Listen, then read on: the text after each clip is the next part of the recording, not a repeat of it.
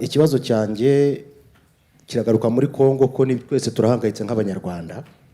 Umugaba mukuru wungirije w'ingabo za Kongo General Chiwewe Aprito Chiko yitangarije yuko amaze iminsi azenguruka mu bihugu bya SADC kugira ngo intambara y'u Rwanda bayitsinde. Kandi wumvise n'amagambo amaze iminsi avuga y'abari perezida nubwo babifashe nk'aho ari imikino, yivugiye ku giti cye yuko ari wowe kibazo cy'umutekano muri Afurika. Wareba ibyo abandi bose babajije nkabona yuko tuyifata nk'aho ari ugukina, ariko wenda bikaba ari na seriye. Ese twaba twitegura yuko tujya guterwa na Kongo kuko banavuze ko bashaka kutwanexa tukaba intara ya 8. Murakoze mwadusuza kuri ibyo mukaduhumuriza cyangwa se mukaduteguza tukitegura. Reka mpere kubahumuriza nicyo kiri important, nicyo cyangombwa, nicyo gikuru. Ibyo ubwabyo ntaho mbona bishingiye, ntaho mbona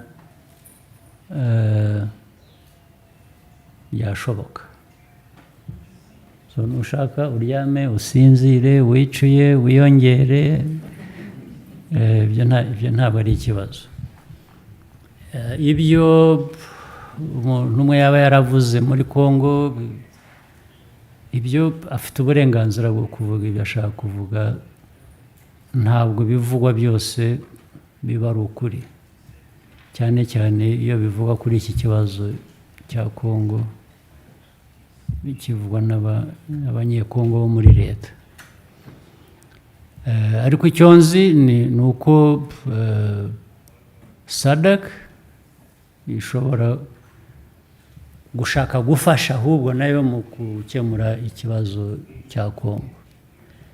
Ntabwo nibwira rero ko gushaka gukemura ikibazo cya Kongo, nubwo abenshi bashobora kugikiyemo bashaka kugikemura bakagikemura nabi, cyangwa bakaba bagira ibyo bakora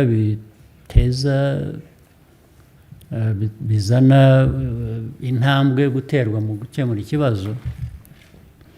Ntabwo nibwira ko bizagana mu kugirira nabi u Rwanda bafashije Kongo. Ntabwo mbibona, mu kubona kwanjye ntabwo mbibona. Ariko icyo nakubwira ni uko nka bya bindi, iyo udashaka intambara urayitegura. Iyo ushaka amahoro witegura intambara. Rero ubwo twe